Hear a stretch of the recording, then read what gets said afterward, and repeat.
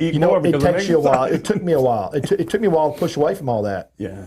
But because what I do, I still have to eat all these dishes, but I just do it differently. I don't eat as much. Exactly. I mean, I can do it, and I can take weight off, but I put it all right back on. So, not a big rush.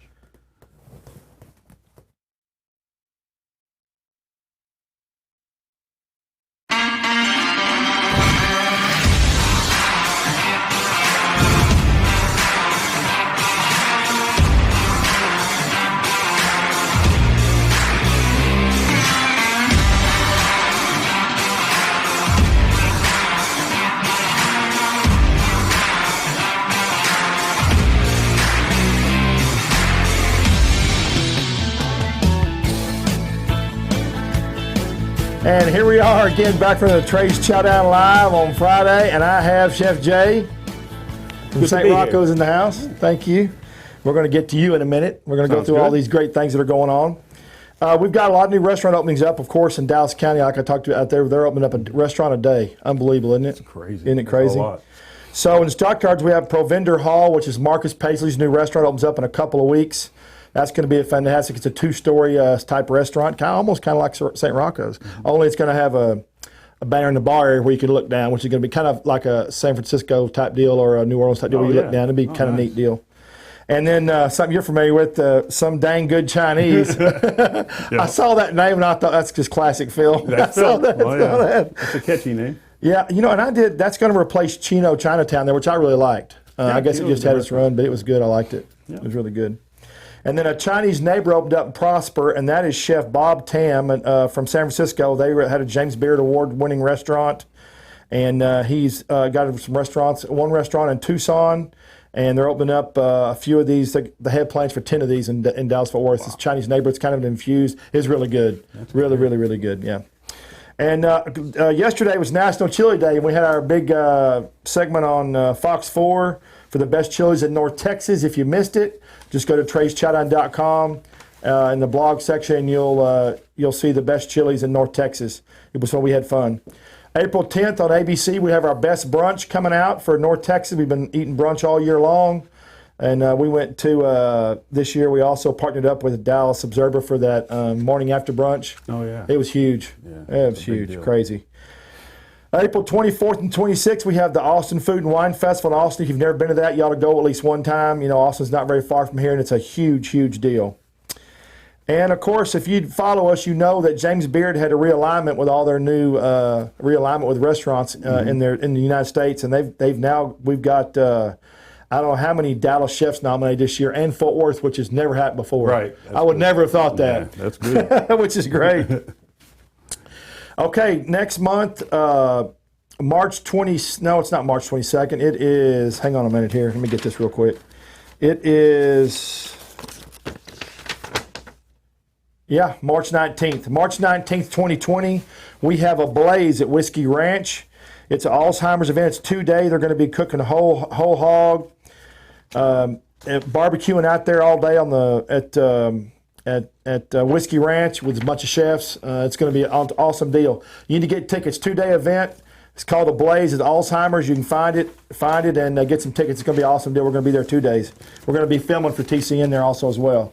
All right, Chef Jay, we're down to you. My turn. Yeah, your turn. Yeah. There's always so much going on. Yeah, there is. You know, we talked about that restaurant a day up in Dallas. That just blows my mind because, like you said, there's something has to give because there's not enough people to work and there's not enough people to feed. Yeah, So exactly. yeah. Exactly.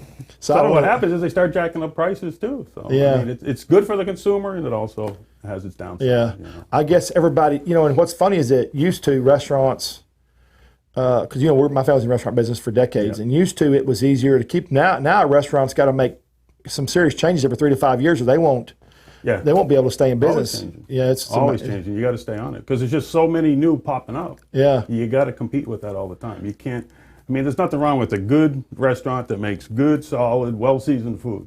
Right. But so you'll have a good base. Yeah. But you got to keep attracting customers. Yeah. Because it's so spread out now. So you got to keep them coming in. So that's what absolutely. And you stay with it. I saw a study, and I tell everybody that comes in here, I saw a study like 6 months ago, 8 months ago. They did a study, Harvard or Yale, one of the big universities did, and they found out that for the next 5 years to the next decade, 10 years, that people want food experience and drink experiences. They would rather have food and drink experience. Some of them even own a car. So they're looking for the the next thing in restaurants, the next thing in fresh cocktails. How fresh is the food? What's the chef up to? It's exciting, vibrant atmosphere. And I thought that was pretty neat because that's a far change from what it used to be. People wanting to own homes and cars, and absolutely, it's it's millennials, but also too it goes beyond that now. Well, it's the millennial, and they want to be involved. Yeah. So they like that, and you got to capture it. Yeah. They are your customer. And social media. Woo! Social media. Which Which I'm not great at. But I told you earlier they started putting more pictures of you on, which I like. Yes. Because you're the face over there, and I love that about Saint Roccos. So where are you from originally? I am originally from a small town in central Massachusetts. It's a great town. Wow. Great people. Yeah, Clinton, Mass. Wow. So how long? So you grew up there? Did you go to school there, or did you move from there before you went to school there? High school? I went to high school. Okay. And then I did a culinary school there in Worcester. Oh wow. So you were there pretty much the whole time until you. Yeah. And I came down to visit a friend of mine who had recently graduated from Harvard, and he was here. I was there. It was like January, and it was freezing. No lie. It was 2 weeks of like 14 below, and I said, I'm going to visit Stevie, and I never went back. I've always stayed. 14 below. It was cold. I went up to Minneapolis, Minnesota one time for some training classes in December, and it snowed so much they lost the vans. They couldn't find the vans. They had to get things in the parking lot. Oh my and God. to get people to where they could get the vans out. The snow had drifted up, and it was just. That's the last time I went back to Minneapolis. Yeah. If you get that one, forget. We had that one in '78. The blizzard. They still talk about the blizzard. It was like that. You couldn't find your car. Schools were closed for like 2 weeks. That was good. Paid a fortune shoveling. Yeah, I bet you did. Yeah. Extra money. That's right. So you came down. You moved down here. Yep. What was your first job when you got down here? Well, hang on. Let me back up. You went to culinary school there. Yeah. Did you like culinary school? Did you enjoy it? Yeah. Loved it. I really enjoyed it. I'm lucky because I do like it. You know what I mean? Yeah. I really love it. I love what I do. So. Did you when you get to culinary school? Did you learn? Was it important to you to learn one thing, or did you just take everything you've learned and applied all of it when you got out? Everything. I tried to learn everything. I was always told, in culinary, focus on the basics. You get the basics, then everything else grows from there. You know, that even the service end. We had to do different rotations. Right. You got your. We had a couple of restaurants you would do, then you did the institutional type cooking, and it was always something. So you learned a lot. Bakery for a certain amount of time, but you're doing, you'd sell it. So bakery was exciting until you went in and you're making, 300 dozen knot rolls. And it's like, wow, I think I'll be. Those are good, by the way. Knot rolls are good. They are. So they had. Was it on premises, the restaurants, or did you go out to restaurants to work? We would go out. You go out. They had one on premise, and they had a couple down the street. It really helps when you can focus on it in atmosphere, doesn't it? Yeah. So what was your favorite thing about culinary school? If you could say, if I asked you what your favorite thing was, what was it? And maybe it's selfish. My favorite thing was I felt like I belonged. Yeah. You know what I mean? I really enjoyed it, and I actually was good at it. You know what I mean? Yeah. It came easy to me, so I really enjoed it. And some people have to work at it. That's when you know, are you sure you really want to do it? That's awesome. Exactly. That's not if selfish. If you don't really want to do it, don't do it. Trust me. That's not selfish. That's for you, though. That's what I enjoy. No one's going to get through this life for you but you. I guarantee you that.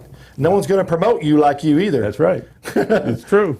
That's why I like seeing you out there walking around talking to people. I know when you're really busy out there, sometimes it's chaotic, but it's nice to see you out there doing that. Yes. So you left culinary school, you came down here. Yeah, came down to visit a friend, and I started working at a little restaurant in Snyder Plaza. This is a true story. I would work lunch at the restaurant in Snyder, and then after that, at like 3:30, 4 o'clock, I'd walk to the other end, and I worked at Peggy Sue's Barbecue. Oh wow! And then till like 10 o'clock.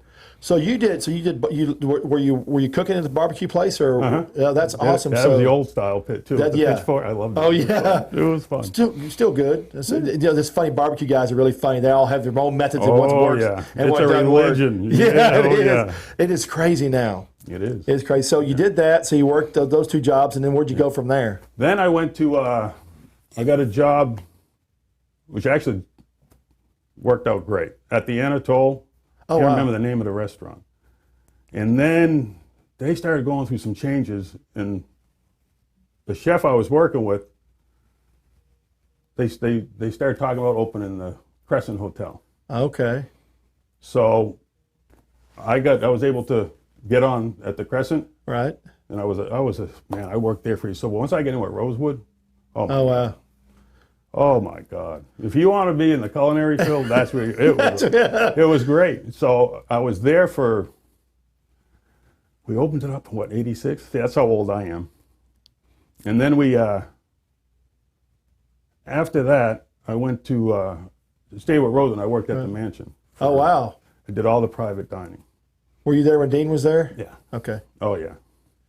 That's awesome. And fast forward, that's where I met Phil. Oh, is that where you met Phil? Yeah. Okay. Yeah, I did his wedding. Just to hear you talk, you worked at those 4 places, but the Rosewood and the Mansion, those were all different kind of culinary cuisine. Both those. Oh yeah. The other 2 were pretty specific, but the other 2 were last 2 were. We did a lot of the Southwest cuisine and stuff at the Mansion at that time. And so you met Phil there. That's where I met Phil. And then he started on this, it was around the time he started on this concept called Eatsies. Yeah. So I'm there, and a few of my friends because it's a block away from the man, 2 blocks. Right. Start telling me, man, you should check that place out. Nah, Eatsies. I'm at the Mansion. Yeah, right? Yeah. Total different ball game. So they started calling, just check it out. So I said, all right, you know what? I had some time when I said, I'm going to check this place out. No, have you ever been to the store on the Oak Lawn? Yeah, is Oak Lawn right? Yes, I have, yeah. That's the original. Yeah. That is the original. Yeah. I went in, I walked around the chef case. It was so busy, so crazy, I didn't know what to do. And I'm a food guy. Yeah. I grabbed a baguette, I bought some cheese, I walked around. I got out the door to the patio, and I called the corporate. I said, sign me up. I want to work. And I was there 17 years working there. Oh, wow. So that's the first one. That's the one in Oakland. That's the original one. Yeah. That's the first one I saw. After that, y'all developed, and y'all just did all kinds of stuff. Oh, my God. We were, well, I'm trying to get it in the right order. Hang on. That was the first. For people who are listening don't know, when we say Phil, we're talking about Phil Romano. Yes, I'm sorry. Yeah. I just thought about that. Yeah. Okay. So you went to work for Eatsies. Yeah. And you were there 17 years. That's a long time. Yeah. So what were some of the favorite things? What were some of your most memorable moments of Eatsies? Well, I was the corporate chef. So the first, and remember, I came from, one of the craziest thing was I came from the Mansion. So you had to do a cooking test. I did the cooking test, and good. And then they started letting me get involved in some of the menu development, recipe development. Right. So of course, I'll never forget it.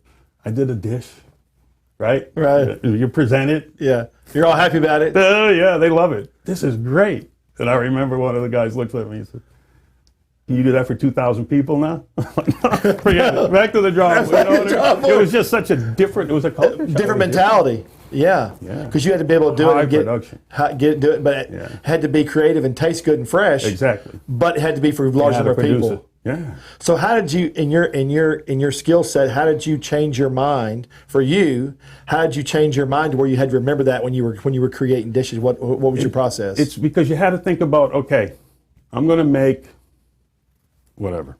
Say you're just making a pasta salad. Yeah. Right? Simple pasta salad. And one of the big things always at the man was, everybody's knife cuts. It was so competitive. You'd find stuff on your board if it was wrong. People would pull it out on you. Yeah. So you get there and it's like, okay, so I can make this great pasta salad, but I got to make 300 pounds of it every day. Right.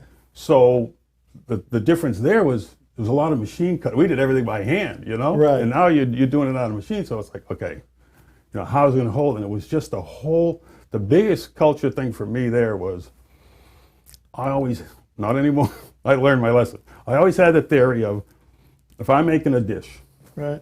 Say it's just a chicken salad, I always use that one. And I'm making chicken salad, I should be able to get a little better at it each time. Yeah. Right.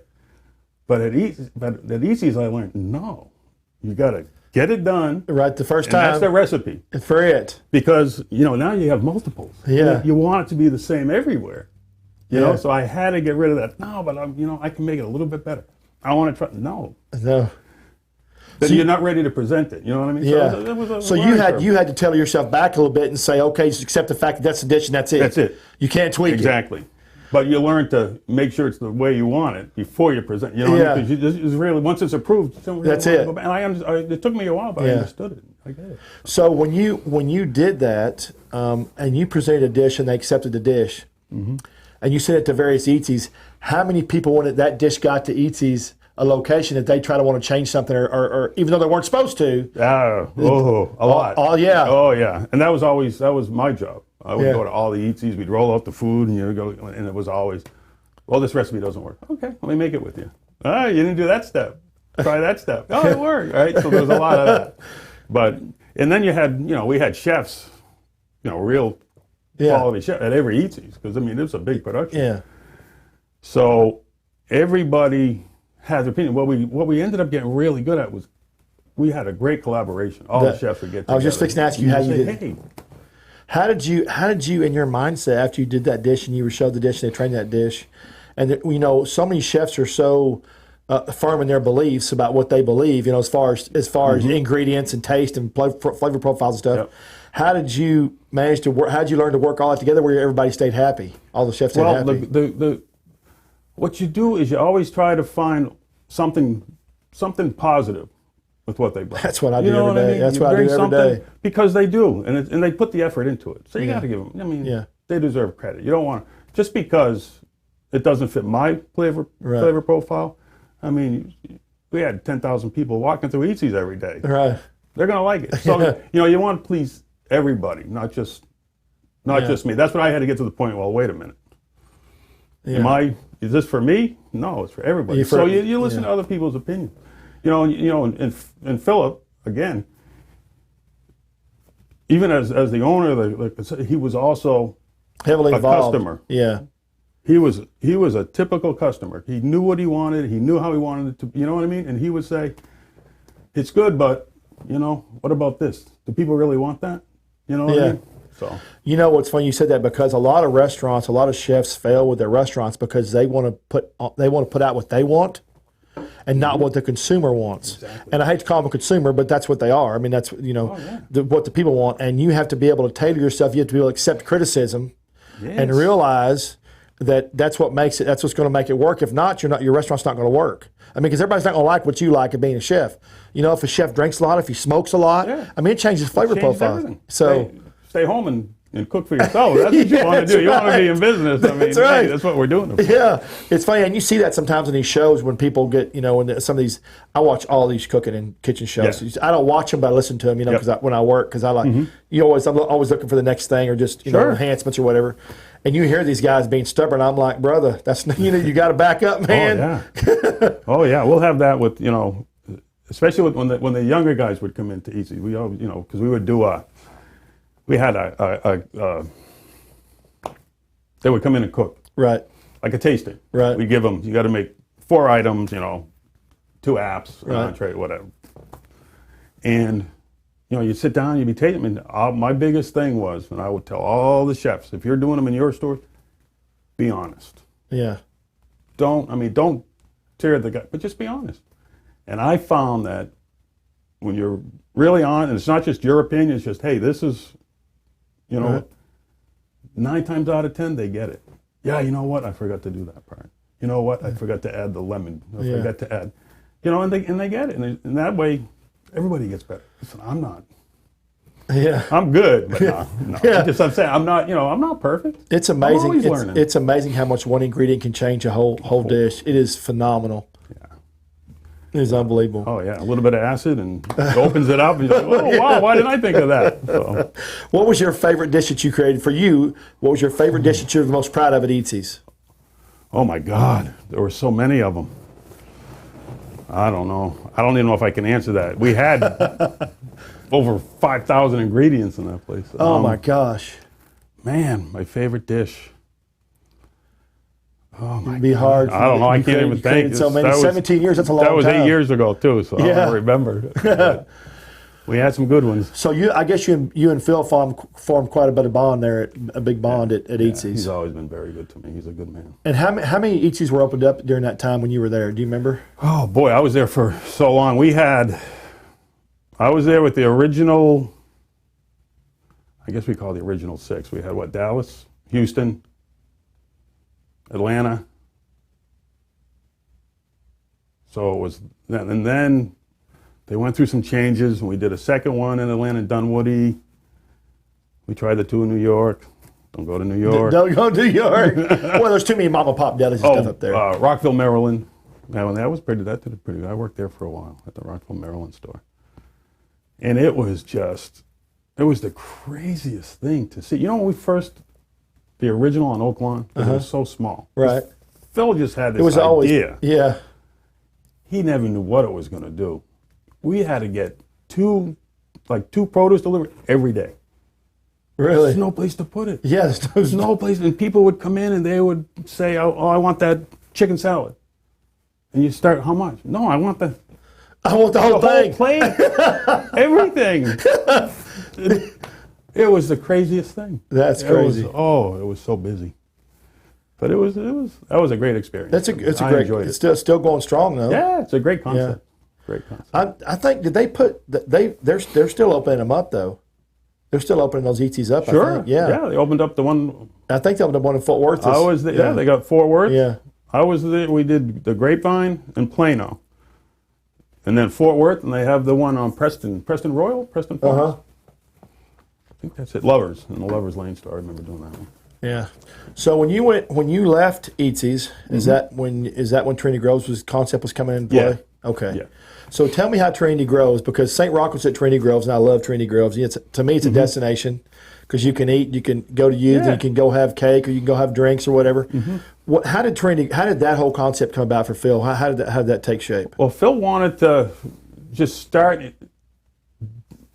get some activity down there, and he came up with the incubator concept where he would help put people in business, right? And grow and see if it would stick, if it had legs, and he would, roll them out, get somebody new in there.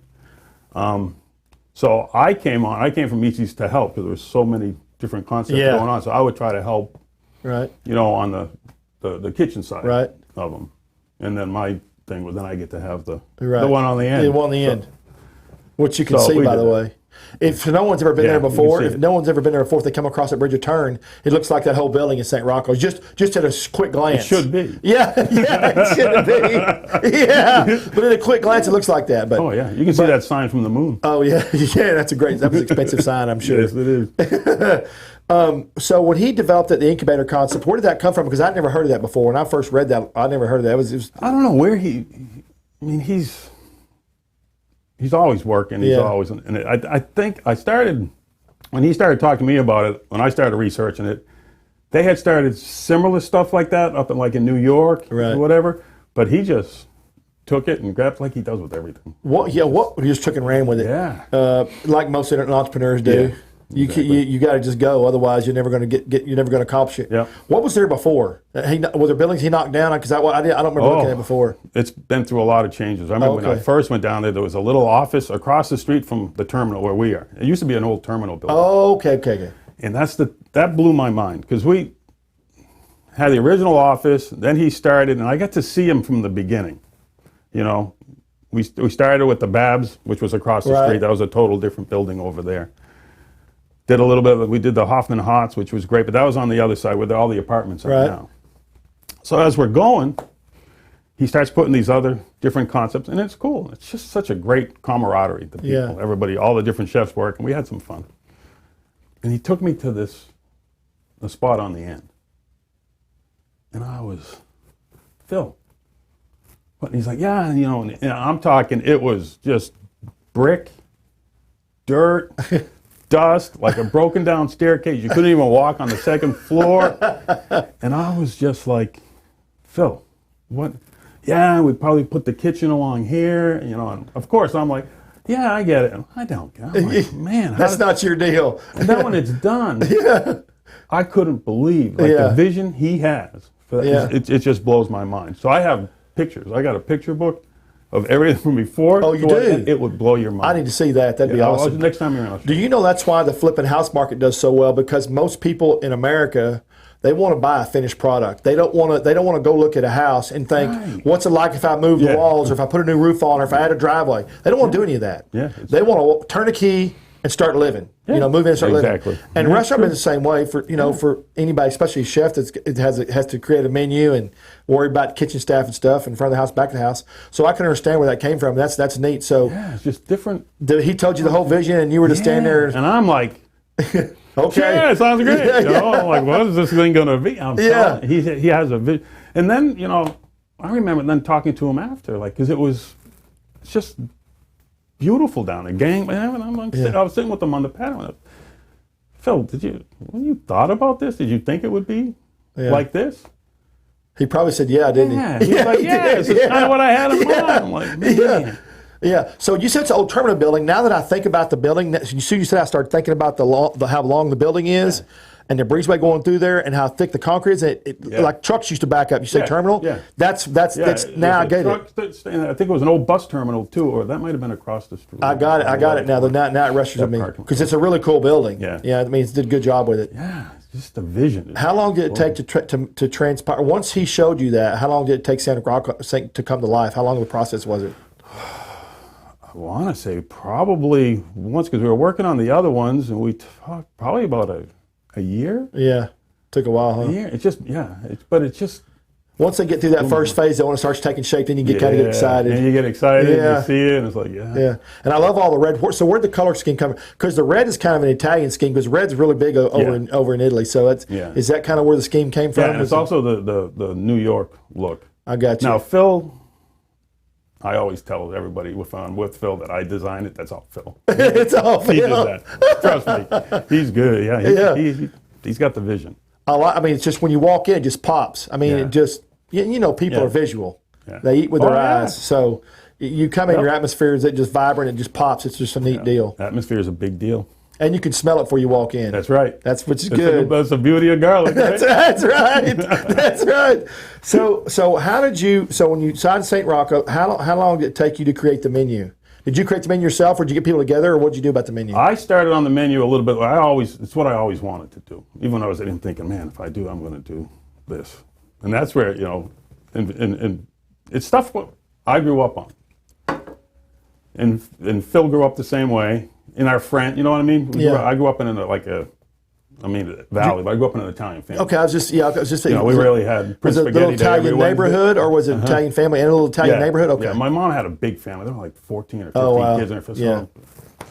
And so I'll tell you a funny story too about that. But I had just the way my mom, and it worked out that, Philip was the same way. Yeah. So we took a lot of the stuff that we grew up on. That's why we call it New York Italian. It's a lot of stuff that the immigrants that they couldn't get the actual San Marzano. So they had to adapt. They adapted. Pancetta. Well, now you can get pancetta. Yeah. They couldn't get it. So back then you couldn't. Yeah. So it came a lot off of that and how When someone says Italian food's Americanized, I say no, it's not Americanized. It's what they had to. It's what they could get to make it taste like they wanted to taste at that particular time, and just kind of stuck. Yeah. So that's neat. So tell me the story you're going to tell me. Okay. My mother's sauce, I swear, is the best sauce. We used to. The cool thing was growing up when you got your license. Yeah. I had 2 older sisters and a younger brother. Yeah.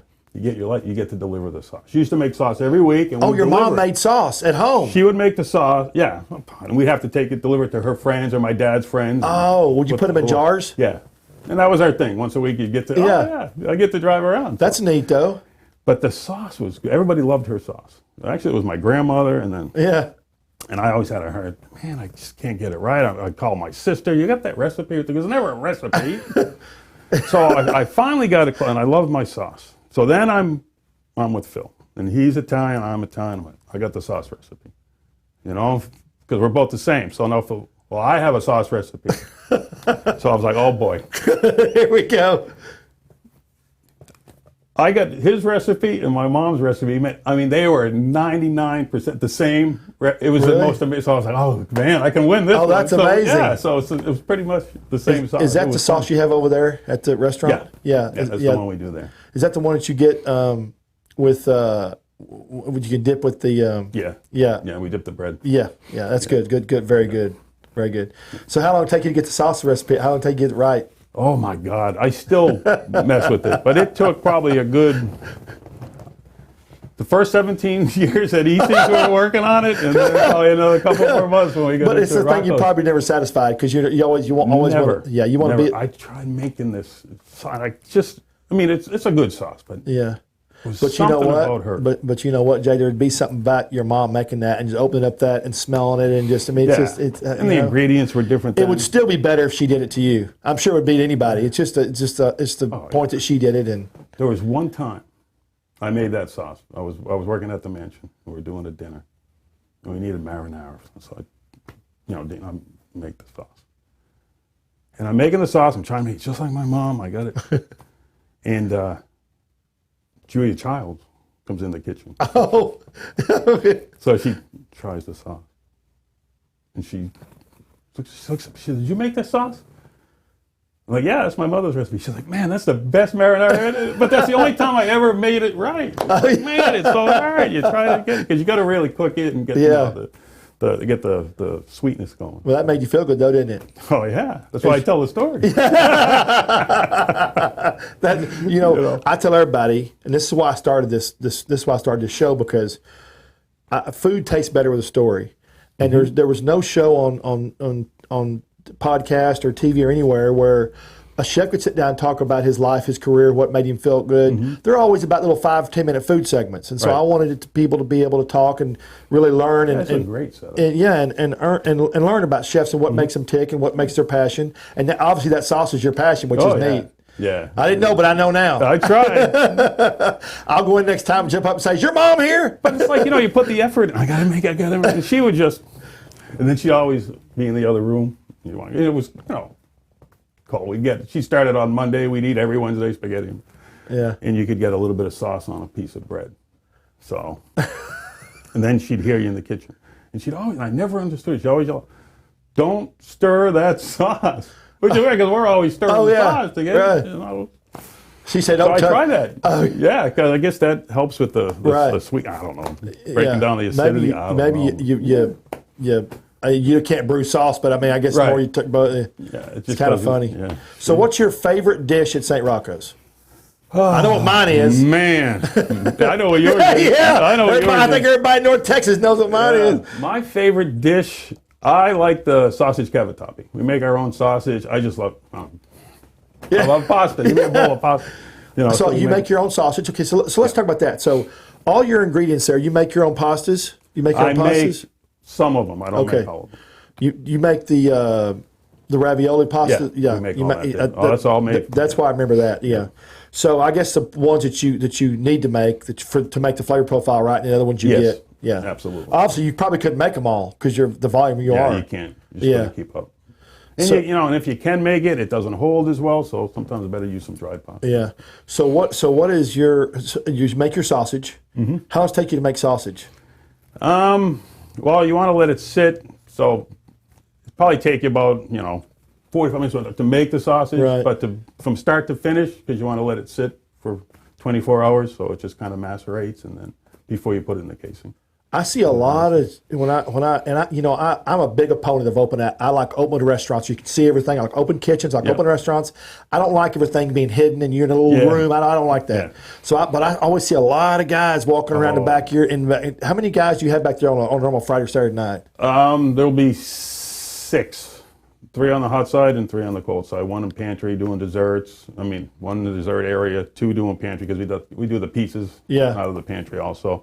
Then we have a saute grill, and on the weekends we put 1 in the middle. Yeah, because they can't. Yeah, they see me back there yelling. Yeah. They never seem to stop though. They don't. That's for sure. They don't. I got some good people. So what's the number one? What's the number one selling dish at Saint Roccos? The number one selling dish is the lasagna. Lasagna. Yeah, it is good. Number 2 is a lobster ravioli. Is it really? Yeah. We do a lot of lobster ravioli, and the poor girl that makes those every day. Okay, I was going to get into that because that's my favorite dish, lobster ravioli. You know how much I love that dish. How is that dish prepared? Let's say start to finish. So she makes the pasta. We make the pasta fresh there, right? And then we bring in lobsters, Maine lobster, right? I'm from Massachusetts. Right. Bring in the Maine lobster. We cook down the lobster, and we use all the tail and the claw meat for that. The ricotta, basil, a little bit of mozzarella in there, some Parmesan in the cheese mix. Right. And so we use that for our filling. Fill the raviolis, probably 15 dozen a day. Yeah. That poor girl. Is that what so she doesn't by hand. She's got to do it by hand, right? Oh yeah. Good God. She uses. It's the funniest thing because I laugh at it. Don't lose it. I have the ravioli cutter. Oh yeah. That my mom used. She still uses that? Yeah. I have her using it now. Oh it's my funny. gosh. We just joke about that. But see, that's a good story. That's even going to taste better to me, which I didn't think it could taste better. I tell her, don't mess it up. It's the right one, is the brass and everything. And then we take all the lobster bodies, and then we cook all that down with our shallot, our garlic, and cook that down. We make our sauce for the ravioli. So how many people, but obviously me, but how many people make it a point to tell you how good it is? Oh my God, that's our number one talked about. Is it? Yeah, everybody loves that. And we started offering it as an appetizer now too. So you get the entree portion or an appetizer portion. Oh, so it's like half or something? Yeah. I would want that. Yeah. I want two of the two of the dinner portions. We get that too. I'm sure Marcus Paisley. Have you ever met Marcus Paisley? Chef Marcus Paisley. Anyway, he's a good. He's opened up his third restaurant now. That Provender Hall. That's his third restaurant. But I remember I did a show with him in his restaurant, a food show in his restaurant. I interviewed him, and I said, "What's the number one thing you try to do?" And he said, I always want people to leave a little bit hungry, wanting more. So, no, that don't happen. I know. But I think about the dish. I could always eat more, but I always think about on that the other dish. One, one of my biggest costs is the to-go containers. Oh, is it? We have big portions. We want to be comfortable. Yeah. Everything comfortable. Don't leave hungry. Just Well, Italian food's different. Yeah, Italian. You want them to be. It's a. No matter how fancy it is, it's comfort food. Yeah, exactly. You can't get too fancy. Keep it simple, good. Yeah, when you try to get fancy, it doesn't really translate very well, does it? Exactly. It clouds it. You muddy the water a little bit. You get too much going on. Yeah. It's hard to. What is your favorite? What's your best-selling appetizer there? Hands down the calamari. I mean, oh my God, we go to a lot of calamari. And the meatball, the Margarita meatball. Oh yeah, which we're going to show that here in a minute. Yeah. The calamari. The funniest thing is it's people are very strong in their beliefs what they like and what they don't like, and they don't like to try. A lot of people, a major portion of people nowadays don't like to try new foods. They just the old people don't. They don't. Yeah. So you have to kind of trick them, and every time I let somebody try, I don't eat seafood, but if I let somebody try calamari, I've never had a no. They're always like, oh wow, I like that. It's really good. Yeah. But they would never have tried it if I wouldn't have asked them or forced them to eat it. Yeah, I have a friend that comes in. He's like the head of security at Trinity Groves, and he'll come in on Friday with his wife, and he'll get the sausage cavatappi. He'll get the bolognese. Try the fish. Nah, I don't eat fish. Just try it. I don't eat fish. Try it. Please, just try it. I don't eat fish. Now, every other week he gets the fish. I'm like, see, what do you mean? Yeah. Isn't that funny? It is. It's amazing to me. People, in all the studies they've done, and we at our restaurants, we had all these studies we did. And I was always amazed at studies. I tell people this all the time. People are very territorial. They will only go like 4 or 5 square miles out of their house. If they got a family, they'll only go a certain square miles to the store, to a restaurant, and they might go out of there to a special occasion like Valentine's Day or Christmas or something like that. But for the most part, they want to be in their little where they feel comfortable. Oh, and you can't ask somebody what the best thing they ever ate if they're territorial because they have been out to. No, but it's funny to me how we are as Americans. I'll drive 3 hours to eat a dish. But I'm very unusual. But I just love food and love the camaraderie of the chefs. But that's what happens. So that's the same. What's the stat they always? Most accidents happen within a mile of the home. That's right. Of course, you're always there. That's right. Yeah, that's right. So you have a lot. I guess you have a lot of regulars at Saint Roccos. Yeah, we do. We do good with that. That's awesome. Yeah, like I said, our number one word is try to be comfortable, and then with Margarita, my mom there, she keeps people coming back. She's a hoot, so she has fun with them. I had people see stuff off my social media. I'll go there, and invariably, about 1 in 5 will send you a message or comment, maybe 1 in 8. I've never narrowed it down yet, and they'll tell me about their experiences. And this guy, he went over and had the lobster. He said, "Man, I like the lobster ravioli, but I like the bread, and I like what are the things you get at the very front? The zucchini chips. Zucchini. Yeah. He said, "Oh my God, those zucchini chips were just delicious." He said, "I got two bowls or what?" That was really funny. So it's funny what people think or see.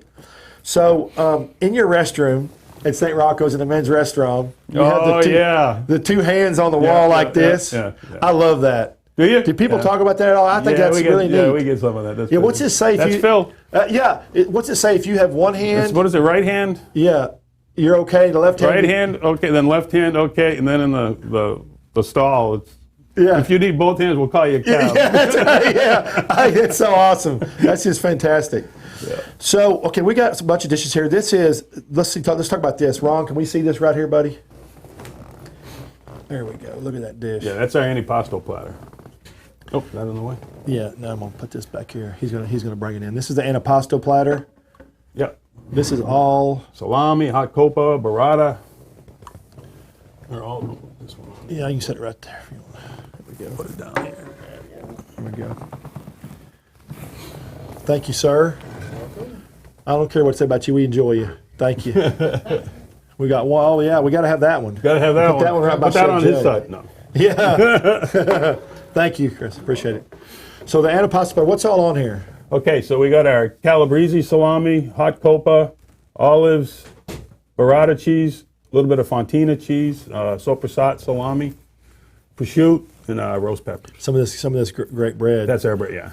Now, where's your prosciutto? Where do you get that from? We use Parmesan prosciutto. What is it?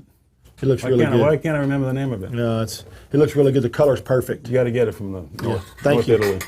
We got the right temperature. Yeah, that's right. Yeah.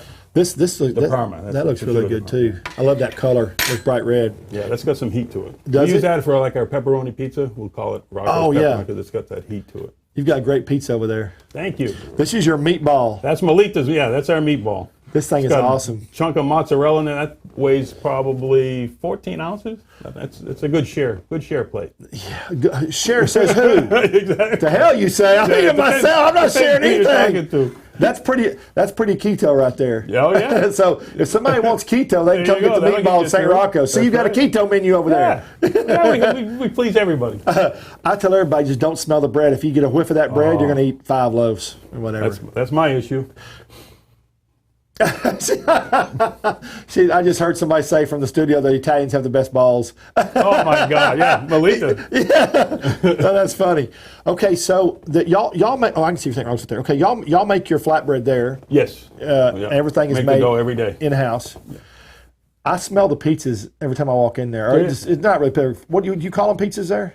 Yeah. Okay. Flatbread pizza. We try to keep them the same, tradition of the Italian. It's really good. Which one is that? Is that pepperoni? That's the. That's this one. No, that's the Margarita. Margarita. What's all in a margarita? San Marzano, baby San Marzano tomatoes, basil, fresh mozzarella. Oh, but that's simple and good. Simple, good. Yeah. Good. And a lot of basil. There's a lot of pizza places, like if you go to New York or Chicago or something, or even Italy, where they just do the sauce and then just little blobs of cheese. Yeah. That tastes really good too. Yeah. It's all about the sauce. Yeah. Sauce is your vehicle. That's your sauce. That's your mom. That's right. Is your mom still alive? No. Oh, okay. No. Yeah, my dad just passed last month, and it's a changer. Sorry about that. Yeah, it happens. It does change. So this is what I love so much over there. That's your lobster ravioli. That's my lobster ravioli. Yeah. Yeah, that's a good seller for us. That's a good dish. I can't believe that you still use your mom's. Yeah, I know. I had the pasta crank machine, and then after the first 3 years of Rocco, somebody broke it. What you made with 15 dozen? She never made 15 dozen ravioli. Oh no, she never did. So now we got the machine one. What's the proper term for the cutter? Is it just is there a term for it? No, it's the ravioli. Ravioli cutter, pasta cutter. We call it. Yeah. Wow. Yeah. I want to see that next time I'm there. Used to walk. He had a room at the house, and you would walk in. No lie. We call it. Grew up in it was her little office and sewing, like her laundry room. Right. And you'd walk in there on like a Tuesday. Right. And there was just pasta everywhere. Like, Ma, what are you doing? It was everywhere. Do you have any pictures of that? No. Back then, pictures. I'll have to look. That's a neat. I told you, food tastes better story. Those are memories that you can never forget. Exactly. You can never forget that, but that's helped make what you are today. Yeah. Like those pictures of the restaurant? Yeah. There's a couple that aren't, but 95% of them are either my family, my friends, Philip's family, his friends on those walls. So, every time you go in there, it's kind of like, family. Yeah. You're surrounded by people you know. Yeah. So it's it's a comfortable place. I like it. Well, obviously you found something you like because you're passionate about Saint Roccos, and I mean you're there, and I watch you, and you're a lot of chefs you can tell when they get tired of a concept, or they not, they're just there for a paycheck, not really a passion, and it's always different for you. It's a neat deal. Yeah. It makes you feel better. Thank you for noticing. Really, because it is. It's a lot of time and love goes into it. So. Do a lot of those guys have been in your kitchen? They've been there with you for a while. Oh yeah. I have a really good. It took a while to get there. Yeah. But I have a really good team. I think the man on that line, 3 years was the shortest. Wow, that's good. I have one guy. He started day one in the dish room, and he's my best pantry guy, pizza guy. He's been there. I love good people. You said dish room. I tell everybody this story. I bet people are tired of hearing this story on my podcast, but I love it because Keith Hicks, he's been on my show twice now, Chef Hicks, and he told me everybody that starts at his restaurant, he says, "Come over here, I want to show you a station," and he makes them wash dishes. He wants to find out what kind of person they are. Yeah. And Phil, one of the things Phil taught me early on was, you want to see what runs a restaurant? 8 o'clock on a Saturday night, send your dish crew on a break. See if that restaurant comes to a halt. Because it will. Everybody, you got to respect those people. I mean, everybody. It's a lot of work. It's a team thing. Everybody's got to do their deal. Everybody has to do it, especially something and you don't think about it until it doesn't happen. That's right. And when it stops or gets clogged up, you're in trouble. That's worse than when you open up and your breakfast cook calls out. Oh, man, I got to do breakfast today. So true. Oh, well, you don't serve breakfast there. No. You're talking about before. These days, yeah. You did breakfast. Don't you hate? So you said 3 years. In today's time, that's a century or because people are lucky to keep people 6 months now. It's insane. Tough. It is tough. There's just so many opening up. And you get that. It's tough if you're a busy restaurant. Yeah. Because, no lie, I've had people in the dish room tell me, well, I can go work down the street and do nothing. Yeah. And get paid the same. Yeah. So I got to pay a little bit more because it gets crazy. No, it does get Saturday crazy. night they get but busy. But you know what? By the same token, if somebody likes working the atmosphere, the same person would not be happy working in a restaurant that doesn't do any business because you just sit there twiddling your thumbs. It's not. I always liked when I was in restaurants. I always liked the vibrance and the action and the Yes, exactly. And you can't pay bills sitting around. No. Exactly. Those wheels got to... when it's slow like that, you're not going to be there too long, trust me. No, you're not. No, you're not. So Yeah. you've also got the bar upstairs, which I love. Yeah, the rooftop. Yeah, the rooftop. Yeah, you call it a rooftop. I'm sorry. It's a rooftop. It's a neat, got a great view. Beautiful. That's open on special occasions, correct now? Yeah, we do a lot of events up there, and we try, if I don't have an event, we'll open it on Fridays and Saturday nights. Okay, so it's on Friday and Saturday nights. Okay, and then events, but to rent out, I mean, if somebody's looking for an event space, that's a great... That's the spot. It's a spot. Oh, yeah. You raise those things. The first time when you first did that, what was that, 2 years ago? A year? When was it? 2 years ago. Time flies by now. Yeah. When you opened it up, was it 2 years ago? Yeah, about 2 years ago. About 2 years ago, yeah. I had to make think on that one. Yeah, I'm trying to, was it 3 or 2? Because, it just depends. But I thought, what a great idea. And then when I went up there, I just loved the view. It's a just great view. Awesome, especially at night. Yeah, when the lights come on, beautiful. Makes the drinks taste better. That's right. Best view in Dallas. Yeah, it's atmosphere. That's right. So you serve a lot of craft cocktails up there too? Yeah, we do some up there. We got our the Rocco Mule. We do a lot of old fashions now. Do you? With the bullet. You know what? Because social media, everything you turn to social media is old fashioned. Yeah, I thought it was gonna be might be the frozen blini. Yeah. No? Yeah, they do okay, but not up there. I guess it's because it's open. It's maybe cold this time of year, but on the first floor we sell a lot of those things. I bet you do. It's good. So you sell old fashioned. What's in the mule? Yeah. Little bit. Remember? I don't remember. I think they do with the gin and the what's it called? Ginger beer. Yeah. Oh yeah. Alita, no, she drinks them every night. She has like 3 or 4. That's fine. I'm sure she'll tell us about it too. Yeah, As soon as we go outside, we'll hear about it. We will. If somebody goes to Saint Roccos, they're going to meet her. You better believe it. Yeah, they're good yeah. Yeah, good or bad. Good or bad. That was my first experience. That's you know what?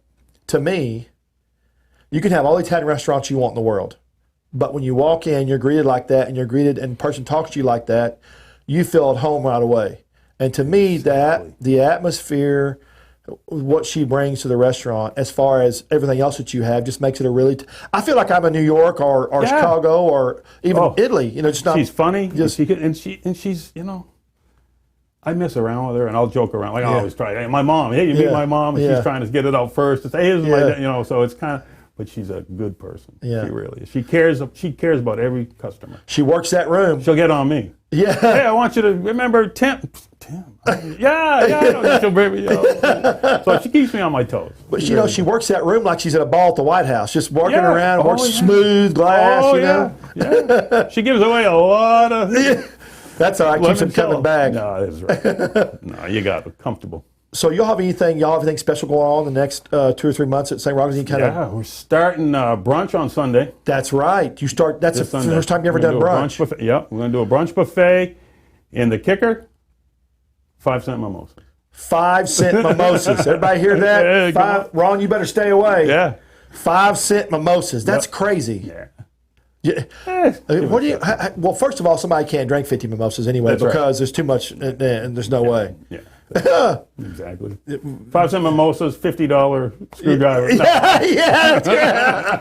So what else? So what's all going to be on the brunch menu? Well, we do a frittata. We're going to do some. I'm starting out with what is it?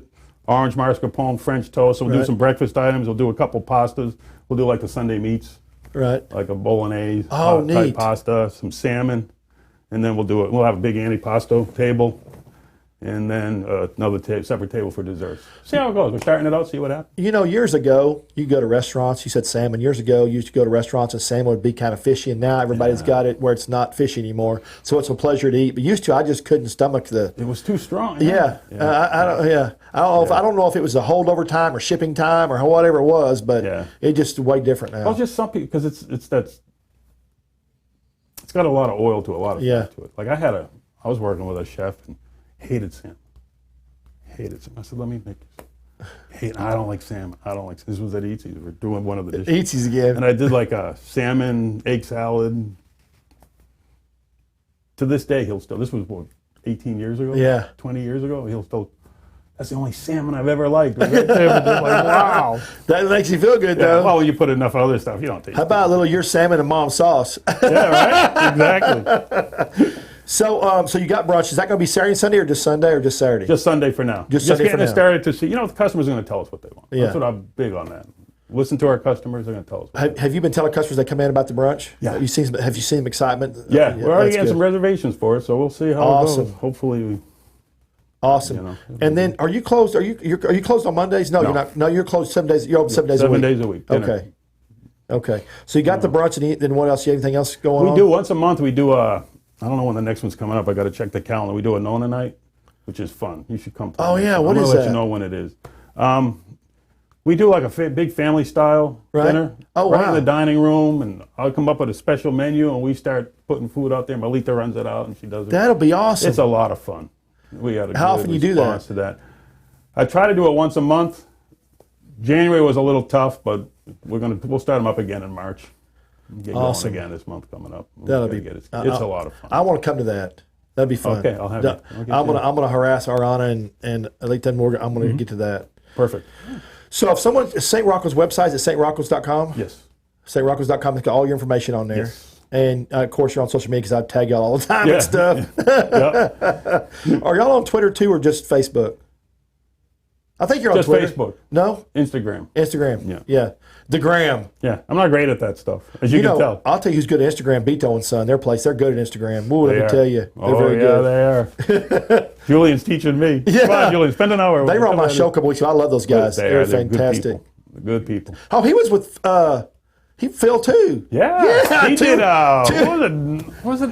Yeah. Cozumel, yeah. Two different restaurant guys in the same Trinity Groves. How the hell did that come out? I know. Years apart, too. Yeah, years apart. I didn't know Beto when I was.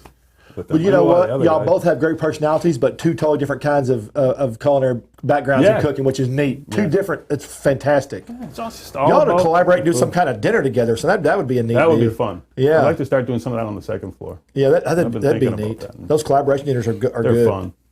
So saintroccos.com, and you can get all the stuff. And the website is nice. Got all the stuff on their menu. They're going to start brunch this week. Yep. This week.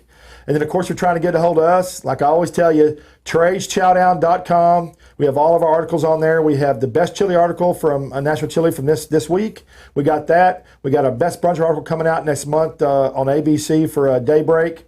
Going to have a 2-hour party on Bickery Plaza. I love doing those for those people. Are fun. I love them. Yeah. It's just vibrant and fun. And although I like being in the, I do food.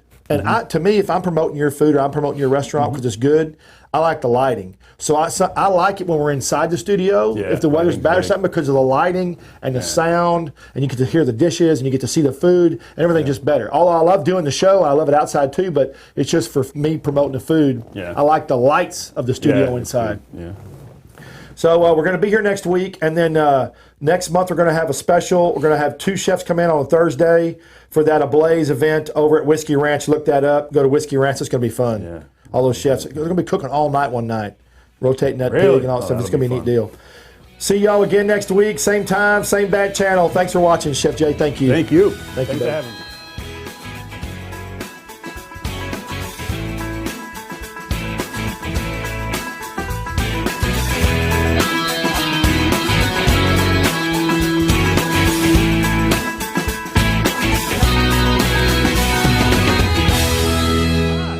Trey Chapman, publisher of Trey'sChowdown.com. I'm passionate about finding the best food, drinks, and chefs and sharing it all with you. I should know I have over 5 decades of food experience. Find me on any podcast platform, Facebook Live, or just Google me. Now you can watch and listen to all my great finds every week on my live TV and radio podcast at Trey's Chowdown Live.